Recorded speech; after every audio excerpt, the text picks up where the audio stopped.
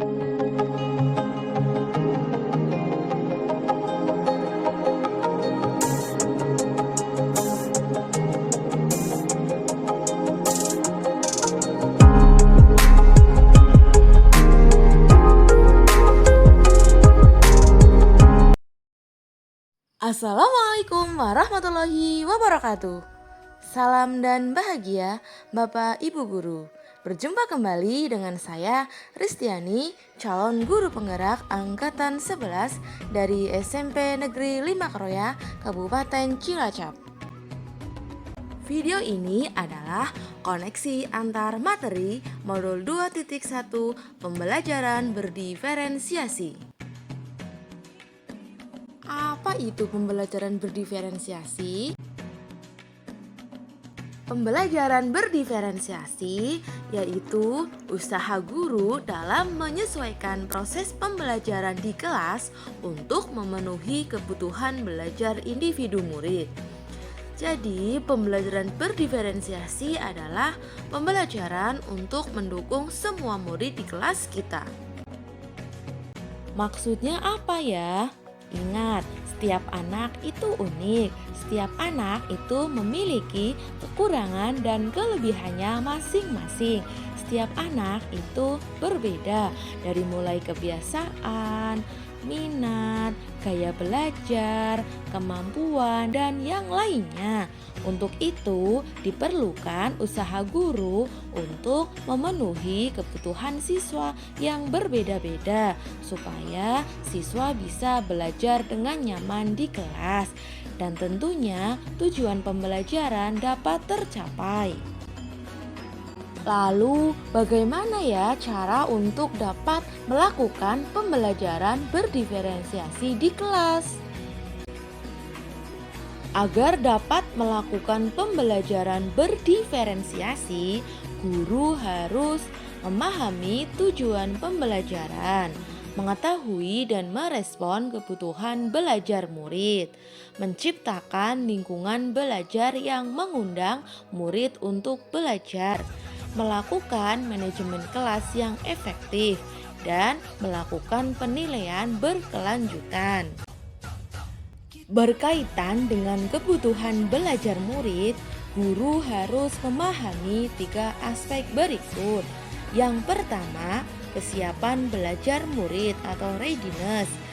Kesiapan belajar murid mengharuskan guru untuk menilai pengetahuan awal dan menentukan apa yang telah murid ketahui dan di mana murid berada.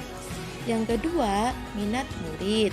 Minat setiap anak pasti berbeda-beda.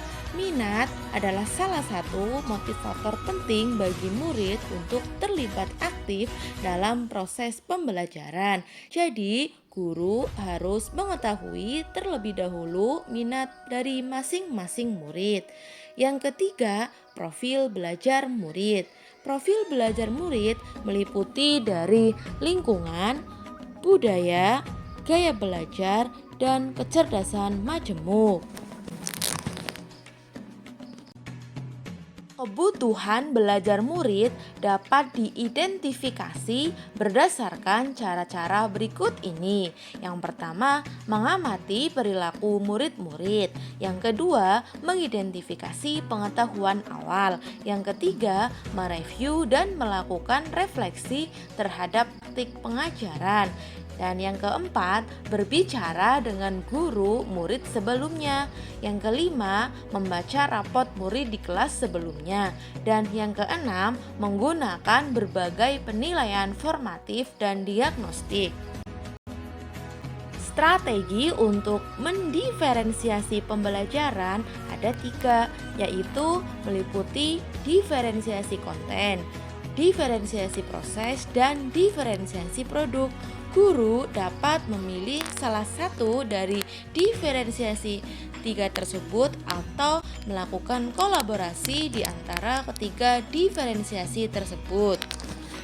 Diferensiasi konten yaitu berkaitan dengan apa yang kita ajarkan, seperti materi, konsep, atau keterampilan yang perlu dipelajari berdasarkan kurikulum. Sedangkan proses, yaitu kegiatan yang memungkinkan murid berlatih dan memahami atau memaknai konten dengan cara membedakan proses yang harus dijalani oleh murid. Dan yang selanjutnya, diferensiasi produk, yaitu bukti yang menunjukkan apa yang murid telah pahami dengan cara membedakan atau memodifikasi produk sebagai hasil belajar murid, hasil latihan, penerapan, dan pengembangan apa yang telah dipelajari. Adakah keterkaitan antara modul pembelajaran berdiferensiasi dengan modul-modul yang lain? Tentu pasti ada. Untuk dapat melakukan pembelajaran berdiferensiasi, maka guru harus berusaha memenuhi kebutuhan belajar anak sesuai dengan kodrat alam dan kodrat zaman berdasarkan filosofi Ki Hajar Dewantara.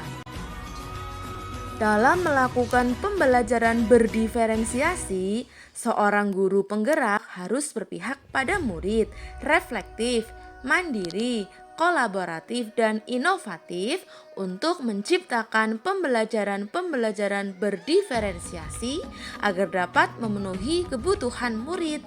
Dengan demikian, seorang guru penggerak dapat mewujudkan kepemimpinan murid dengan menuntun murid merdeka belajar. Hal ini sesuai dengan nilai dan peran guru penggerak. Pembelajaran berdiferensiasi dapat menjadi salah satu strategi untuk mewujudkan visi guru penggerak yang berpihak pada murid. Dalam pelaksanaan pembelajaran berdiferensiasi antara guru dan murid harus ada kesepakatan kelas terlebih dahulu agar proses pembelajaran dapat berjalan dengan baik dan sesuai dengan nilai-nilai budaya positif. Demikian pemaparan koneksi antar materi modul 2.1. Semoga menginspirasi. Terima kasih. Salam dan bahagia. Wassalamualaikum warahmatullahi wabarakatuh.